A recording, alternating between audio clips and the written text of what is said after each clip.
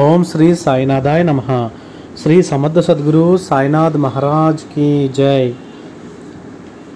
Moreshwar WN Pradhan ఈయన బాబా యొక్క గొప్ప భక్తుడు. ఈయన కోసం ఇవాళ మనం తెలుసుకుందాం. అతను బొంబాయి హైకోర్టు న్యాయవాదిగా పనిచేశారు. ప్రధాన్కు బాబాసాహెబ్ తర్కడ్, ఆర్య తర్కడ్ బాగా పరిచయస్తుడు. ప్రధాన్ బాబా గురించి తెలుసుకోవడానికన్నా ముందే తర్కడ్ బాబాకు అంకిత భక్తుడు. చాలా కాలంగా ప్రధాన్ తీవ్రమైనటువంటి ఆస్తమాతో బాధపడుతూ ఉండేవారు. ఆ వ్యాధి నివారణ కోసం షిరిడీ వెళ్ళమని తర్కడ్ అతనికి సలహా ఇచ్చారు. ఇదిలా ఉంటే ప్రధాన్ కుటుంబానికి నానాసాహెబ్ చందోర్కర్తో సన్నిహిత స్నేహం ఉండేది. అతను తరచూ ప్రధాన్ ఇంటికి వస్తూ ఉండేవారు. చందోర్కర్ వల్లనే ఆ కుటుంబం అంతటికీ సాయిబాబా గురించి తెలిసింది. 1910 మే నెలలో మొదటి వారంలోని ఒకరోజు ప్రధాన్ సోదరుడు రామారావు, నానాసాహెబ్ చందోర్కర్లు మాట్లాడుకుంటున్నారు. వారిరువురి మధ్య సంభాషణ ఇలా జరిగింది. రామారావు ఏమంటున్నారంటే, ప్రస్తుతం అక్కలకోట మహారాజు వంటి మహాత్ములు ఎవరైనా ఉన్నారా? అప్పుడు చందోర్కర్, అలాంటి వారిని చూడాలని ఉన్నారా? రామారావు అన్నారు, అవును అని. అప్పుడు చందోర్కర్, అలా అయితే మీరు షిరిడీ వెళ్ళండి, అక్కడున్న సాయిబాబా అటువంటి మహనీయులే. రామారావు అన్నారు, అప్పుడు మేము షిరిడీ గురించి వినడం ఇదే మొదటిసారి. అది ఎక్కడ ఉంది, ఎలా వెళ్ళాలి అన్నారు. చందోర్కర్ దానికో ఇలా చెప్తున్నాడు. షిరిడీ అహ్మద్నగర్ జిల్లాలోని కోపర్గావ్ తాలూకాలో ఉంది. దౌండ్ మన్మాడ్ మార్గంలో ఉన్నటువంటి కోపర్గావ్ స్టేషన్లో దిగాలి. అక్కడి నుండి 11 మైళ్ళ దూరంలో ఉన్న షిరిడీకి టాంగాలో చేరుకోవచ్చు. తరువాత చందోర్కర్ శ్రీ సాయిబాబా గొప్పదనం, శక్తి, దయ, వ్యక్తిత్వం గురించి ఎంత స్పష్టమైన వివరణ ఇచ్చారంటే, అది విన్న ప్రతి ఒక్కరూ ఎంత త్వరగా వీలైతే అంత త్వరగా షిరిడీ వెళ్ళి బాబాను దర్శించుకోవాలి అని ఆరాటపడ్డారు.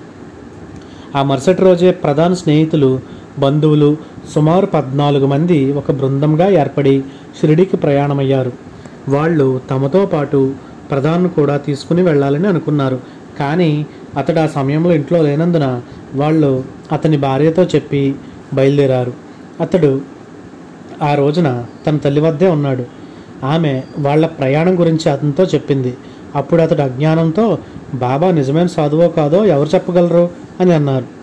షిరిడీ వెళ్ళిన వాళ్ళు తిరిగి వచ్చాక ప్రధాన్ తన సోదరుడితో కలిశాడు. వాళ్ళు షిరిడీ నుంచి తెచ్చినటువంటి బాబా ఫోటోను, దాసగన్ రచించిన భక్త లీలామృతంలోని 31 అధ్యాయాన్ని అదే రోజు తిరిగి ఇస్తానని చెప్పి అతడు ఇంటికి తీసుకుని వెళ్ళాడు. ఆ అధ్యాయంలో బాబా లీలల మహిమల గురించి వర్ణించబడ్డాయి.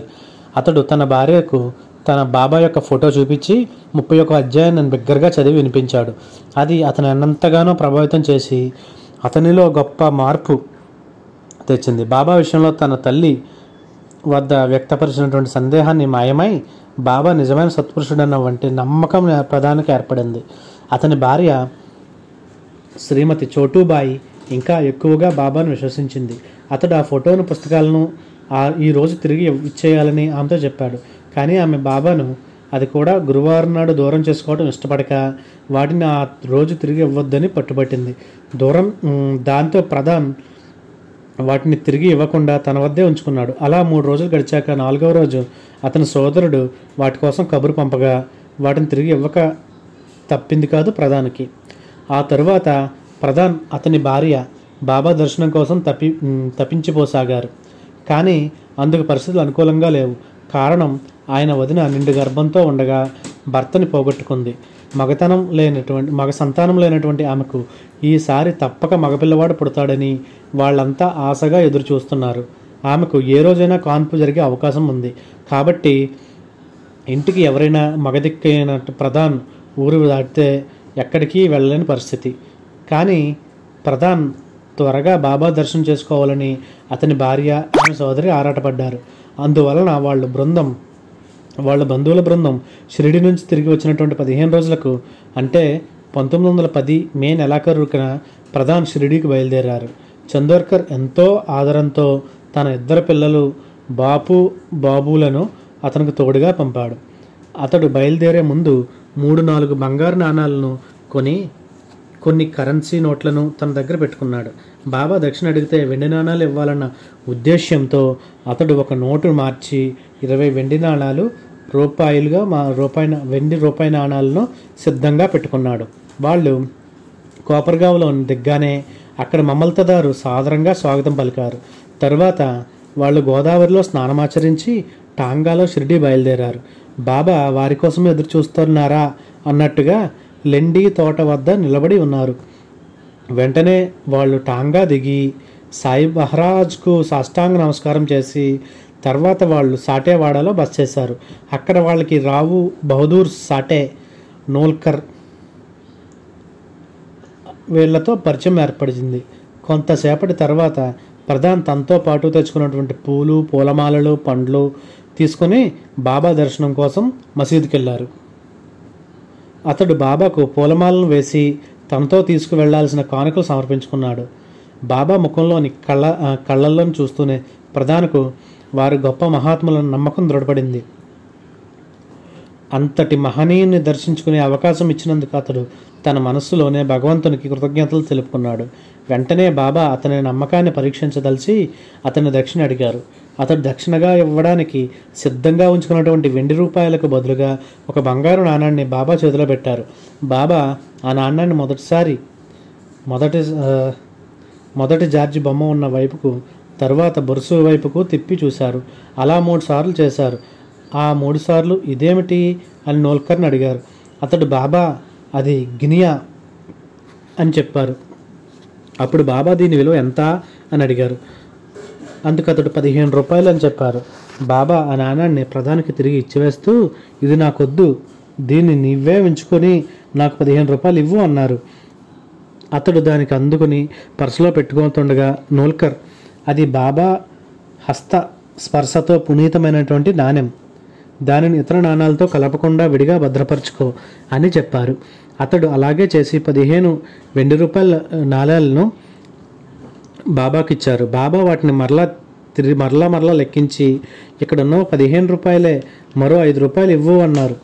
సహజంగా వాదించడానికి అలవాటు పడినటువంటి ఏ లాయరైనా బాబా చేసిన ఆరోపణలు తప్పని తాను లెక్కించి సరిగ్గా 15 రూపాయలు ఇచ్చానని వాదిస్తాడు. కానీ ప్రధాన్ అలా చేయలేదు. అది తన నమ్మకానికి బాబా పెడుతున్న పరీక్షను తలచి బాబా లెక్కే సరైనదని ఆమోదిస్తూ ఆనందంగా తన దగ్గర ఉన్నటువంటి మిగిలిన 5 రూపాయలు బాబాకి ఇచ్చారు. తర్వాత అతడు మొదట తాను 20 రూపాయలు బాబాకు సమర్పించుకోవాలనుకున్న విషయం గుర్తు చేసుకుని లెక్క తప్పిందన్న మిషతో బాబా అదే మొత్తాన్ని తన వద్ద నుండి స్వీకరించారని అర్థం చేసుకున్నాడు. అతడి వద్ద ఇంకా చాలా డబ్బు ఉన్నప్పటికీ బాబా అతనిని మళ్ళీ దక్షిణ అడగలేదు. తరువాత బాబా ప్రధాన్కి చిలిం ఇచ్చి పేల్చమన్నారు. మొదట అతడు కంగారు పడ్డాడు. కానీ బాబా మాటలను జవదాటలేక చిలిం పీల్చాడు. అద్భుతం! ఆ క్షణం నుంచి అతనికి తిరిగి ఆస్తమా రాలేదు. ఒకే ఒక్కసారి, అది 1918లో విజయదశమి రోజు మధ్యాహ్నం హఠాత్తుగా అతనికి మళ్ళీ తీవ్రంగా ఆస్తమా వచ్చింది. బాబా ఊది కలిపినటువంటి నీళ్లు తాగాక దాని తీవ్రత తగ్గుముఖం పట్టింది. కొద్దిసేపట్లో పూర్తి ఉపశమనం లభించింది. అదే రోజు సుమారు మధ్యాహ్నం 2 గంటలకు షిరిడీలో శ్రీ సాయిబాబా మహాసమాధి చెందారన్న వార్త అతన్ని ఆ తరువాత తెలిసింది. తరువాత అతని జీవిత కాలంలో మళ్ళీ ఎప్పుడూ ఆస్తమా రాలేదు. ఒక వ్యక్తికి వ్యాధిని నయం చేయడంలో బాబా అనుసరించే విధానం ఎంతో అద్భుతం. అతడు మనసులోనే తర్కడ్, చందోర్కర్లకు కృతజ్ఞతలు తెలుపుకున్నాడు. బాబా ప్రధాన నమ్మకాన్ని బలోపేతం చేసేందుకు తన అంతర్జ్ఞానాన్ని అతనికి అర్థమయ్యేలా తెలియజేస్తూ కొన్ని లీలలు చూపారు. ప్రధాన్ మొదటిసారి బాబా దర్శనానికి వెళ్ళినప్పుడు బాబా తన చుట్టూ ఉన్న భక్తులను ఊది ఇస్తున్నారు.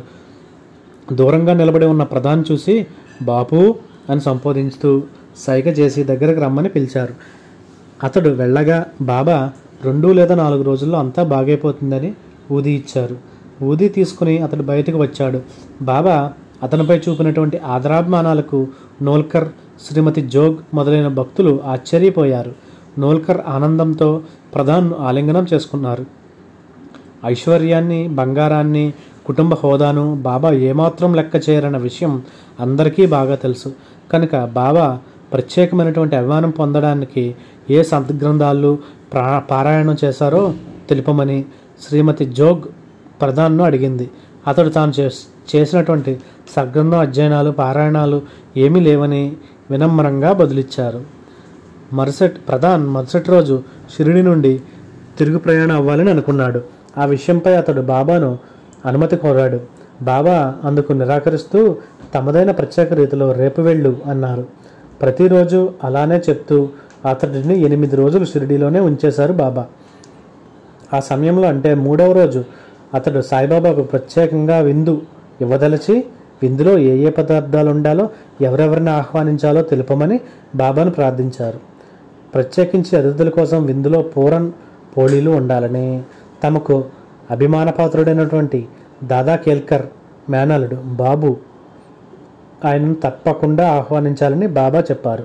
అతడు బాబాను ఆహ్వానించే లోపే ఆయన నేను కూడా వస్తాను అని అన్నారు.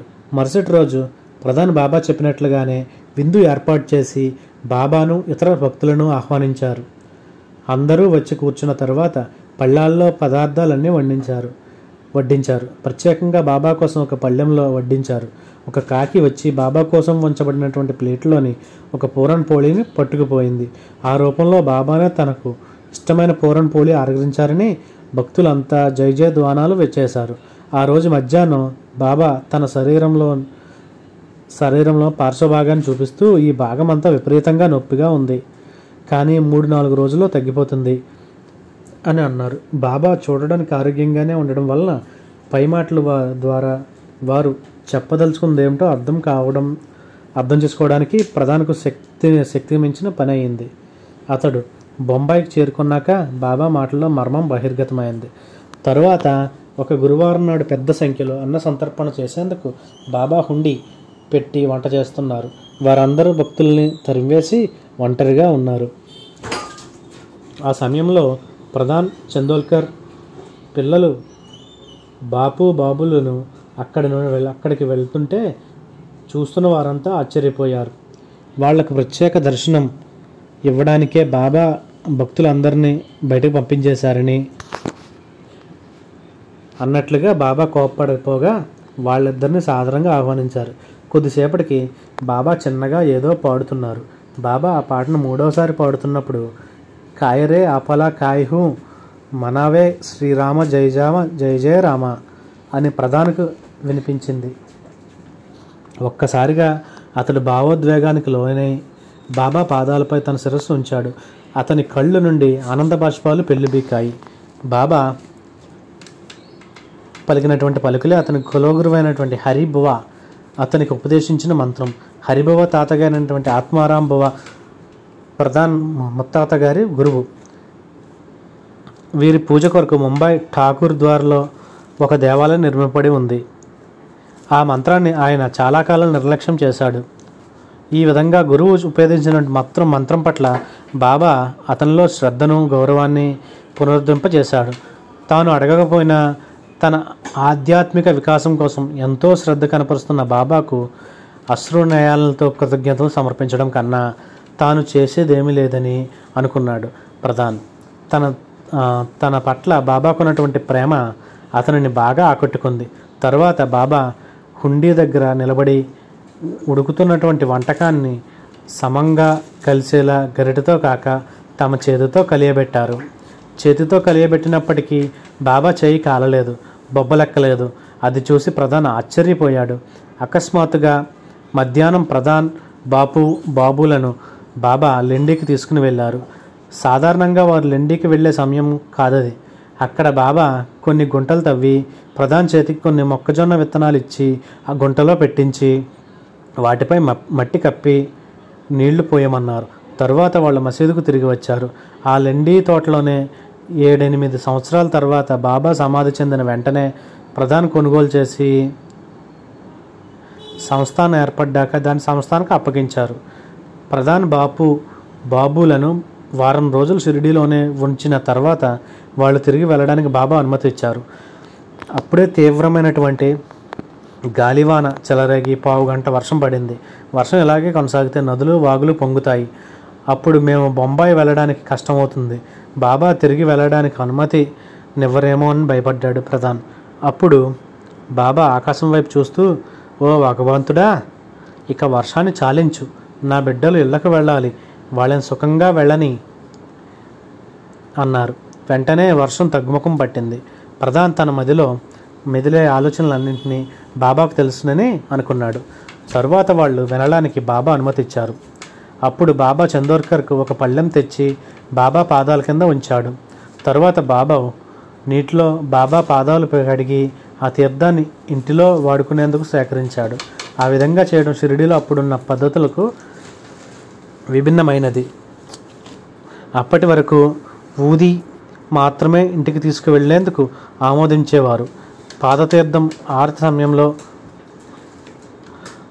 తాగడానికి మాత్రమే ఇచ్చేవాళ్ళు. బాబును అనుసరించి ప్రధాన్ కూడా తన తల్లి ఇతర భక్తులకు ఇవ్వడానికి బాబా తీర్థం తీసుకున్నాడు. అప్పుడు బాబా ప్రధాన్తో నీ వెంట నేను వస్తాను అన్నారు. తరువాత వాళ్ళు బయలుదేరే మన్మాడ్ చేరుకున్నారు. వెంటనే పంజాబ్ మెయిల్ వచ్చింది.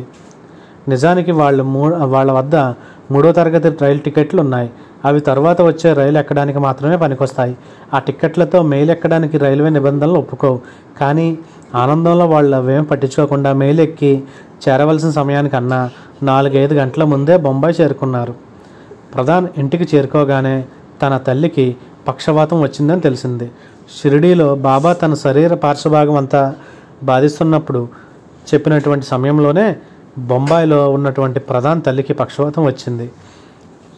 బాబా చెప్పినట్లుగానే ఆమెకు ఒకవైపు విపరీతమైన నొప్పి ఉంది. వెంటనే డాక్టర్లను పిలిచి చికిత్స మొదలుపెట్టారు. ప్రధాన్ సోదరుడు ఇతర బంధువులు షిరిడీలో ఉన్న ప్రధాన్ని కబురు పెట్టాలనుకున్నారు. కానీ అప్పుడు అక్కడే ఉన్నటువంటి చందోర్కర్ ప్రధాన్ కబురు పెట్టాల్సిన అవసరం లేదని, ప్రధాన్ బాబా సన్నిధిలో ఉన్నంత వరకు ఆమెకి ఏమీ కాదని, అవసరమైతే బాబాయే అతన్ని పంపగలరని చెప్పారు.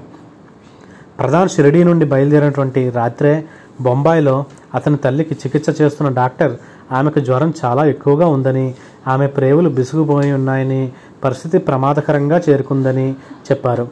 రాత్రికి ప్రేవుల్లో కదలిక ఏర్పడితే ఆమె పరిస్థితి కాస్త మెరుగుపడుతుందని అన్నారు. తెల్లవారుజామున 4:30-5 గంటల సమయంలో ఇల్లు చేరుకున్నటువంటి ప్రధాన్ తల్లి పరిస్థితి తెలుసుకున్నాక వెంటనే ఆమెను బాబా ఊది పాదతీర్థం ఇచ్చాడు. ఆమెకు కొద్దిగా నిద్రపట్టింది. తర్వాత కాసేపటికి ప్రేవుల్లో కదలిక ఏర్పడి విరోచనమయ్యింది.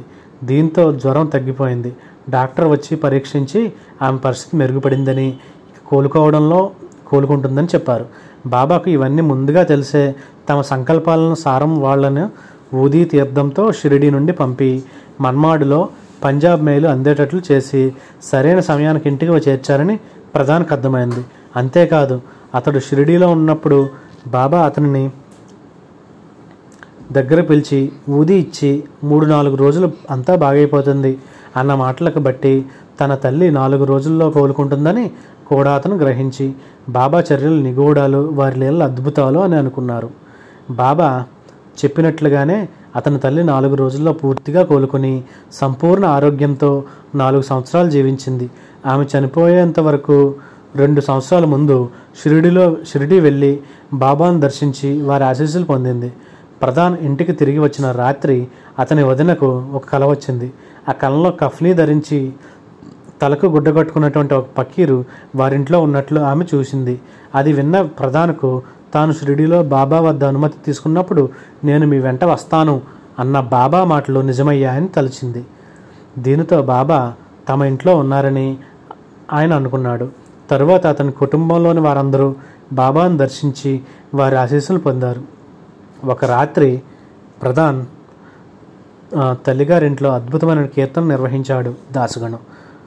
తన కీర్తనలోని కథా విషయం ఏమైనప్పటికీ మధ్యలో బాబా గురించి, వారి లీలల గురించి వర్ణించాడు దాసగణం. అక్కడ కీర్తన ముగిశాక దాసగణ మహారాజ్, నానా చందోర్కర్లు ఇంకా ఇతర స్నేహితులు సాంతాకచ్లో ఉన్నటువంటి తన ఇంటికి వచ్చి విశ్రాంతి తీసుకోమని ఆహ్వానించాడు ప్రధాన్. అందరూ సంగీత వాయిద్యాలతో సహా ప్రధాన్ ఇంటికి వచ్చారు. అక్కడ మరో కీర్తన నిర్వహిస్తే బాగుండునని అందరూ తలిచి కీర్తన మొదలుపెట్టారు. ఆ కీర్తన రాత్రి 2 గంటల నుండి వేకుజామున 5 గంటల వరకు సాగింది. ఆ సమయంలో అక్కడున్న వారి మనసులు ఎంతగానో ప్రభావితం అయ్యాయి. ఆ కీర్తనలో ఉన్నటువంటి శ్రీమతి ప్రధాన్కు షిరిడీ వెళ్లాలన్న బలమైన కోరిక కలిగింది. అంతేకాక బాబా ఒక్కసారి తన కలలో కల్పించారని, అది బాబా తనను షిరిడీ రమ్మనడానికే సంకేతం అని చెప్పింది. కానీ నెలల నిండిన తన భార్య సోదరి విషయంలో ఎలా అని ప్రధాన్ ఆలోచించారు. ప్రయాణం మధ్యలో నొప్పులు వస్తే ఆ పరిస్థితిని ఎదుర్కొనేందుకు అతని భార్య, ఆమె సోదరి సంసిద్ధులయ్యారు. దీంతో ప్రధాన్ 12 టిక్కెట్లకు డబ్బులు చెల్లించి ప్రత్యేకంగా ఒక సెకండ్ క్లాస్ రైలు పెట్టెను బుక్ చేశాడు. అతడు ఆ రైలు పెట్టె మన్మాడ్ మీదుగా కోపర్గావ్ చేరి తిరుగు ప్రయాణంలో వారి కోసం అక్కడే ఉండేటట్లు ఏర్పాటు చేసుకున్నాడు. ప్రయాణం ఎటువంటి ఇబ్బందులు లేకుండా సుఖంగా సాగింది. ఇక కోపర్గావ్ చేరుకుందనగా శ్రీమతి ప్రధాన్ తమ కోసం చందోర్కర్ గారు స్టేషన్కు వస్తారేమోనని అనుకున్నది. అందుకు ప్రధాన్, నేను షిరిడీ వెళ్తుండగా చందోర్కర్కి జాబు రాసినప్పటికీ అతను వచ్చే అవకాశమే లేదని చెప్పారు. కానీ ఆమె ఊహించినట్లుగానే చందోర్కర్ స్టేషన్కు వచ్చాడు. చందోర్కర్ రోజు జ్వరం వస్తూ ఉండేది. ప్రధాన్ వాళ్ళు షిరిడీ వెళ్లే రోజు అతనికి జ్వరం వచ్చే రోజు ఒకటే అయ్యింది. అయినప్పటికీ వారి జాబ్ అందుకున్నటువంటి అతను కోపర్గావ్ స్టేషన్ వెళ్ళి వాళ్ళని స్వాగతించేందుకు బాబా అనుమతి కోరాడు. బాబా వెంటనే అనుమతి ఇచ్చారు. అది తెలిసి దీక్షిత్ బాబాతో చందోర్కర్కు జ్వరం వస్తుందని, అందువల్ల తాను స్టేషన్కి వెళ్ళి వాళ్ళని వెంట పెట్టుకుని వస్తానని అన్నారు. కానీ బాబా దీక్షిత్ను వద్దని చందోర్కర్ను మాత్రమే స్టేషన్కి వెళ్ళమని గట్టిగా చెప్పారు.